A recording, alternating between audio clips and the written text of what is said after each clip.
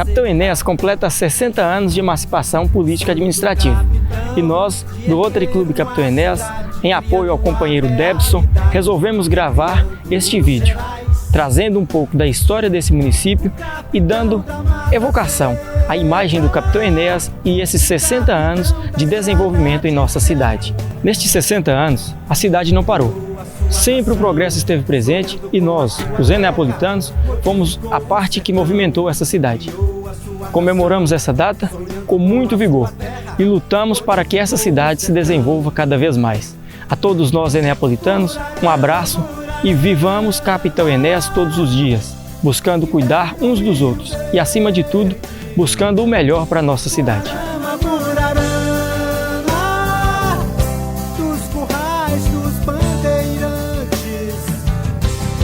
O sonho do capitão, o sonho do capitão. Em 1941, o presidente Getúlio Vargas chamou o então senador da República e ministro de Viações e Obras Públicas, João Alencastre Guimarães, e perguntou para ele: Alencastre, quem lá no norte de Minas, precisamente em Montes Claros, tem alguém da nossa confiança para fazer uma obra, uma estrada de ferro de Montes Claros a Monte Azul? Aí o Alencastre Guimarães falou: nós temos o Capitão Enéas, que já tem experiência com estrada de ferro, que ele aprendeu a fazer em Alagoas. Ele fez a estrada de Palmeira dos Índios a Quebrangulo. Aí chamaram o capitão no gabinete do presidente. Pois não, senhor capitão, o senhor está aqui para nós trocarmos uma ideia. É o seguinte, eu preciso fazer a estrada de ferro de Montes Claros a Monte Azul. Eu queria saber se o senhor poderia fazer e o que o senhor precisa para fazer essa obra. Ele falou: presidente, eu preciso de duas coisas. Aí Getúlio regalou o olho e falou: mas para você fazer 377 quilômetros de estrada de ferro, você precisa de duas coisas? Ele falou: e que coisas são? E que duas coisas são essas? Ô presidente, eu preciso de dinheiro e da confiança do senhor. Aí Getúlio olhou para ele: contrata, esse é o homem, não precisa de mais perguntas. Dá para ele o que ele quiser, apresenta para o Dr. Rocket Pinto, que era o engenheiro-chefe do projeto. Então tá bom. Aí acertaram as coisas lá e o capitão já saiu do Rio de Janeiro como empreiteiro da obra da estrada de ferro de Montes Claros a Monte Azul. Aí o Dr. Rocket Pinto, que era o chefe dos engenheiros, falou com ele: ô capitão, por que você não compra essas terras aqui? Vai ter uma estação de ferro aqui de 60 quilômetros. Tinha que ter uma estação para fornecer água e lenha, que as locomotivas eram a vapor, as famosas Maria Fumaça. Então você compra lá e fornece lenha e água para a Central do Brasil. Aí o capitão falou: mas onde é que eu vou arranjar água? Você faz um poço, que aqui é uma sequidão danada, um deserto. Aí ele procurou o doutor Marciano Maurício, que era o dono das terras, e comprou a área aqui, não sei quantos alqueires na época. Aí saiu de lá de Montes Claros, num caminhãozinho, com os machadeiros, acho que 17 pessoas para abrir a picada, que seria a estrada de ferro. Acho que depois de 3 dias, eles chegaram aqui na sede da fazenda Esplanada, que chamava isso aqui. O primeiro contato com ele, o pessoal daqui, Adão da Rocha Pinto, que já tinha as fazendas aqui na região do Rio Verde. E o Sapé é mais antigo que Burarama, porque tinha até um chalezinho lá que foi derrubado, que era o senhor Elpi da Rocha, que ele alugou e que foi a primeira residência do capitão aqui na região de Capitão Enéas. Quando o capitão chegou aqui, não existia nada, ele teve que planejar tudo. Em 1941, 42, que chegou aqui, não existia maquinário nenhum. E mão de obra aqui não tinha habitante, não tinha ninguém. Então o que ele fez? Ele foi trazendo um pessoal do Nordeste, de tudo que é lugar, Uricuri, Monteiro, todas as cidadezinhas, ele foi arrebanhando e trazendo para cá. Dizem que ele chegou a trazer para cá 1000 pessoas para o trabalho, para a construção da estrada. Dentre eles, os moradores mais antigos, seu Pedro Ceará, seu Toninho, que era pai de Raimundo aqui, Demerval, o senhor Arthur da padaria, Jacinto Teixeira também era contador, mas começou mexendo com farmácia, e outros tantos, o seu Laú, João Bezerra, tanta gente que ele trouxe do Nordeste, que os costumes daqui da cidade eram mais um costume nordestino, as comidas e o palavreado, o sotaque.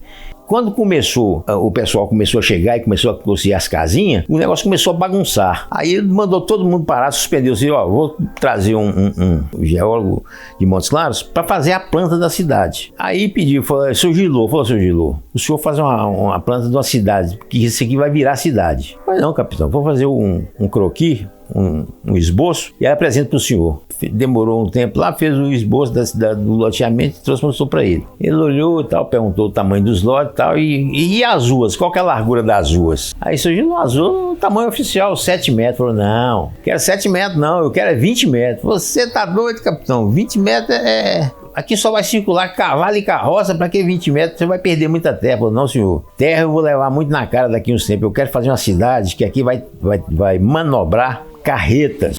E eu procurei pesquisar de onde que ele tinha essa ideia de carreta. Aqui, Capitão Enéas é uma cidade de 16 mil habitantes, tem 2 indústrias enormes e as carretonas passam aqui, manobram sem nenhuma dificuldade. Aí meu pai me falou que como ele era capitão da Polícia Volante de Pernambuco, ele era capitão mesmo, não era só título não, ele chegou até a perseguir Lampião, mas graças a Deus não encontrou não. Então se fez toda a rua daqui de Capitão Enéas, do loteamento Burarama, são de 20 metros de largura. E a Pedro Mineiro, onde era o antigo campo de aviação, ficou com 40 metros de largura. Aí então logo que surgiu a cidade, o pessoal foi obedecendo o traçado e logo todo mundo percebeu que seria uma cidade de linhas modernas. Então ficou conhecida aqui desde cedo como a cidade das avenidas, pelas avenidas largas e arborizado, que ele preocupava muito com a arborização, talvez pela seca no Nordeste. Então e aqui também fazia parte do Nordeste também, que era muito seco. Então a gente tem um orgulho enorme da história da cidade, porque foi feito por um homem que era semi-analfabeto, mas de uma inteligência incrível. Eu considero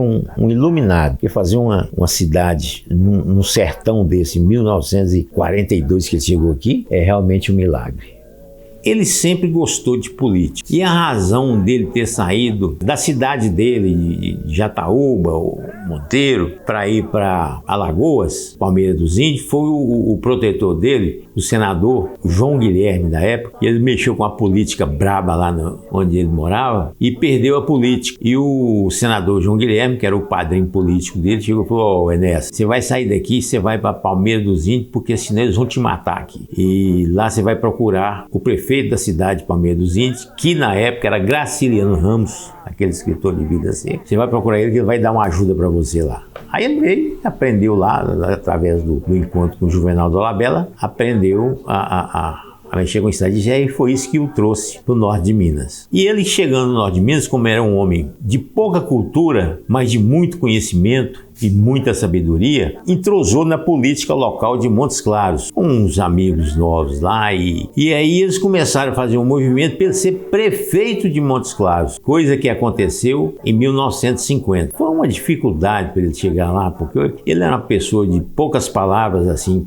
para falar no microfone, mas era um homem incrível, assim, para trabalhar. E eles chamavam ele de jagunço, era de cangaceiro do Nordeste, mas com tudo isso, era um homem muito inteligente e muito político. Aproximou-se das lideranças locais, que tinha 40 anos na política lá em Montes Claros, e ele conseguiu ganhar e ser prefeito em 1950. Como ele já tinha a fazenda aqui, de Burarama, ele saiu em 50 de lá e veio para cá para fazer daqui, evoluir a cidade dele. O que ele gostava de mexer era com serraria, com madeira. O negócio dele era dormente, que ele teve que arranjar para fazer estrada de ferro, e vendia para a mina de Morro Velho, para Mano, essas grandes companhias de Belo Horizonte. E com isso ele tinha um contato político muito grande, um homem muito influente. Por que aqui o município não passou pelos trâmites normais de vila, distrito e para virar cidade? Aí ele falou, sabe por quê, Jarbas? Porque aqui é o seguinte, aqui é fazenda, aqui é minha propriedade particular. Aqui entra quem eu quero e sai quem eu quero. Então, por causa disso, Capitão Enéas nunca passou por esses trâmites de distrito, vila, nada. Foi fazenda, cidade. 1942 ele chegou, em 1963, 20 anos praticamente, 62, 63, cidade. E foi assim que ele conseguiu emancipar a cidade dele. E foi assim que ele administrou, criou e fez do jeito dele essa cidade maravilhosa que é a nossa Capitão Enéas. Isaías Lopes da Silva, trabalhava no hotel do Capitão Enéas no dia da instalação da cidade de Burarama de Minas. No período, foi chegando gente tomar café, aí depois veio o almoço. Nós fomos servir almoço para a população que vieram toda para a festa da instalação da cidade e veio muita gente. Terminou o almoço, nós contamos as refeições servidas lá. Foi 900 e tantas refeições, o povo, todos que vieram de fora, comeram e beberam lá e foram para a festa, né? Aí Jacinto Teixeira foi nomeado intendente, né? Até que viesse a eleição. Teve um senhor que trabalhava aqui na capitão, ele contou em frente à casa do capitão e a atual prefeitura, aquela praça, ele contou 300 carros estacionados lá debaixo das árvores. Lá. Tinha gente de toda a região na festa da instalação da cidade de Burarama de Minas. Essa mesa redonda, giratória, é uma mesa famosa e é cópia das mesas lá do Nordeste. Eu tive em Monteiro, a maioria das casas lá usa essa mesa que é pela praticidade de servir, ninguém levanta para apanhar nada e roda aqui e serve. E é aqui que foram feitas as reuniões mais importantes das decisões da nossa cidade. Por exemplo, quando emancipou em 63, o intendente foi o senhor Jacinto Teixeira da Silva. Aí depois ia ter eleição para a escolha do primeiro prefeito. Reuniu-se nessa mesa aqui o grupo que comandava a cidade, que era o capitão Enéas e mais a família Rocha, a família Lopes e as outras famílias. Mas o capitão praticamente era sozinho aqui. Aí o pessoal, os Rocha começavam, quem será que o capitão vai falar? Será que ele mesmo vai se escolher candidato a prefeito da cidade? Ficou aquela dúvida. Aí vieram para cá, Geraldo Figueiredo, Elpi da Rocha, Augusto da Rocha, Argemir da Rocha, os Rocha, João Lopes, não sei quem. Então, pessoal, devia ter uns 20 aqui.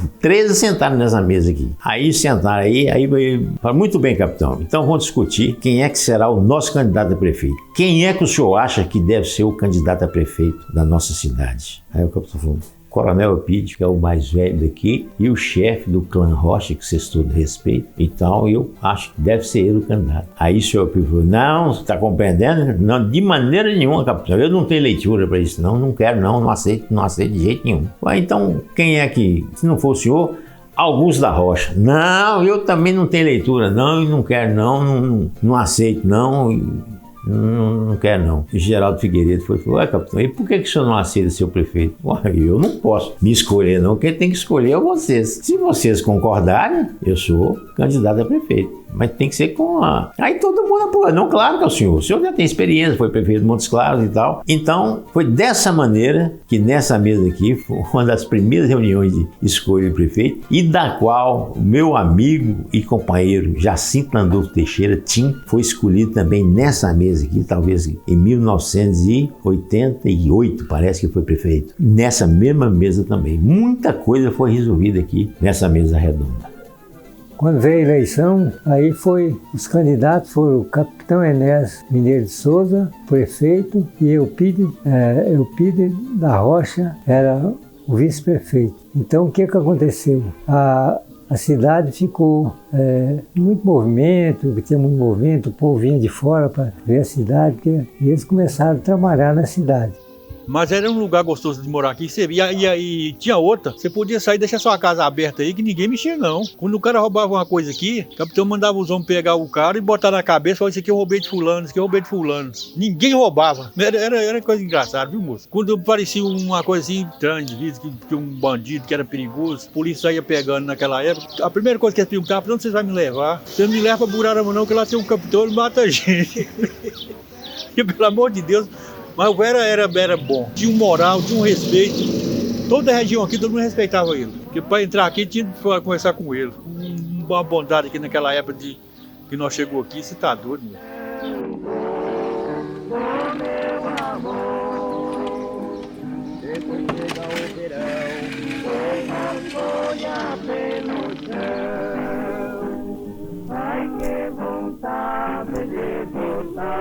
Bom, isso que eu fiz aqui era o que ele fazia às 4 horas da manhã. Ele vinha rezar sozinho aqui nessa igreja. Ele entrava pela essa porta e chegava aqui, a imagem da Nossa Senhora da Guia, que era a santa de devoção dele.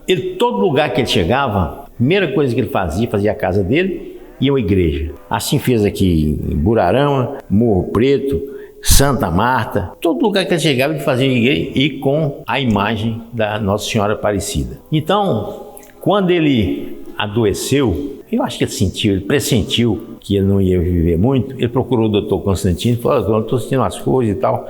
Aí o doutor Constantino fez um exame nele e percebeu que ele estava com câncer. Mas não quis falar com ele. Ele falou: capitão, você vai para Belo Horizonte e lá eles dão uma resposta mais firme e mais correta. Aí foi para Belo Horizonte, chegou lá, confirmou-se que ele estava com câncer.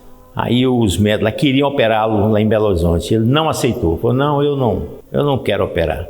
Não, mas é operação? Não vou operar.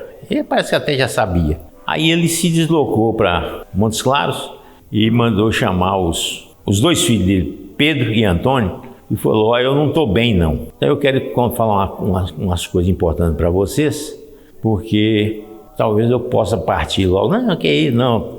Seguinte, vocês dois, vocês são muito diferentes. E é bom que vocês se unam, porque senão vocês não vão conseguir administrar a cidade de Burarama. Então tinha dois partidos na época, Arena e MDB, e ele estava na Arena. Ele falou: se possível, vocês ficam num partido só e, se possível, do governo, que é melhor para vocês. Então fez essa recomendação, aí falou: eu quero ir lá em Burarama. Aí trouxeram ele no carro aqui, ele visitou, parece que despedindo lá da serraria, da carpintaria, olhou as casas dele. Mas o capitão morreu antes do final do mandato. Aí o Eupides assumiu a Assembleia lá em Belo Horizonte. Quando o capitão morreu, lá mesmo eles se reuniram e mudou o nome da cidade para Capitão Enéas, em homenagem ao capitão Enéas que tinha falecido.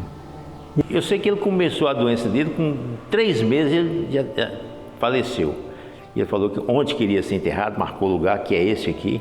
Então foi o maior enterro que eu já vi aqui. A estrada era de terra ainda, mas praticamente quase que de Montes Claros até aqui está lotado de carro, a quantidade de gente que veio para o velório dele. E meu tio, Zé Gonçalves, que foi até comandante da Polícia Militar de Minas Gerais também, Zé Gonçalves de Souza, escreveu esse epitáfio aqui que eu acho maravilhoso, que diz o seguinte: tu viveste na estrada que abriste, teu nome rolará no longo choro triste daqueles que te amam e que não te esquecem. Esse é o epitáfio de Enéas Mineiro de Souza, um dos homens mais lúcidos e esclarecidos que nós já vimos nesse norte de Minas. Orgulho-me muito de ser neto dele.